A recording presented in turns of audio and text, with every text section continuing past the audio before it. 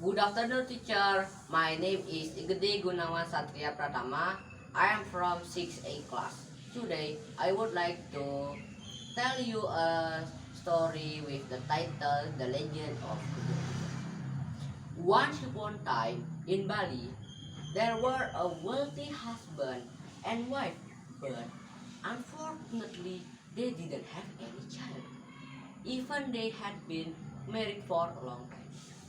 They pray to God day and night to bless them with a child. God finally answered their prayer. The wife then got pregnant and gave birth to a healthy baby boy. They were very grateful and happy. However, the baby was extraordinary. He was very different from most babies. He ate and drank a lot. Day after day, he ate more and more.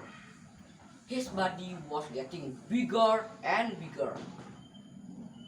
By the time he was teenager, his body was as big as buffalo.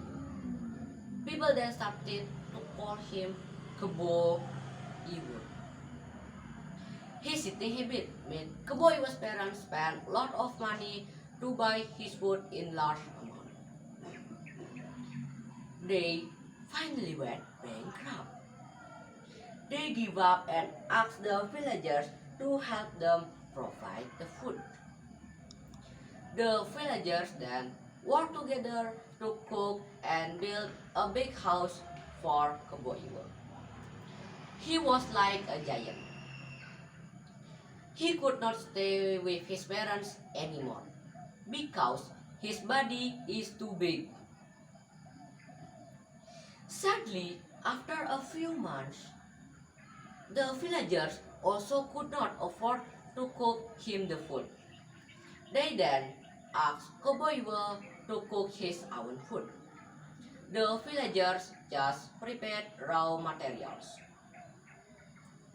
Kebo Iwa agreed, and as an expression of his gratitude to the villagers, he built a dam, dug wells, and he also protected the villagers from wild animals and people who wanted to attack their village.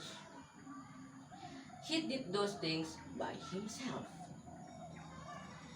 Meanwhile, the troops of Majapahit were planning to attack Bali.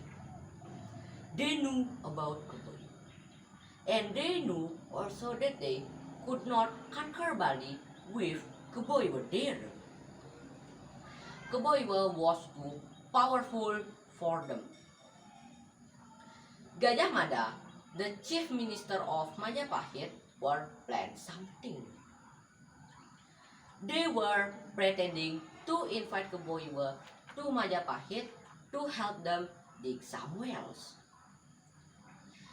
They said that Majapahit was suffering from a long dry season and needed much water. Kebo Iwa didn't know the plan, so he went Majapahit without suspicion. When Kebo Iwa busy digging a very big wells, the troops covered the well with many large boulders. Kebo Iwa difficulty in breathing and buried alive. He died inside the well. After the death of Kebo Iwa, Bali was conquered by Majapahit easily. Until now, people still remember Kebo Iwa because he had done a lot for Majapahit and Bali. The stone head of legendary Kebo Iwa can be found in Gado Temple in Blabatu, Gianyar. Well, that's all about a story of legendary Kebo Iwa. Thank you very much for your attention.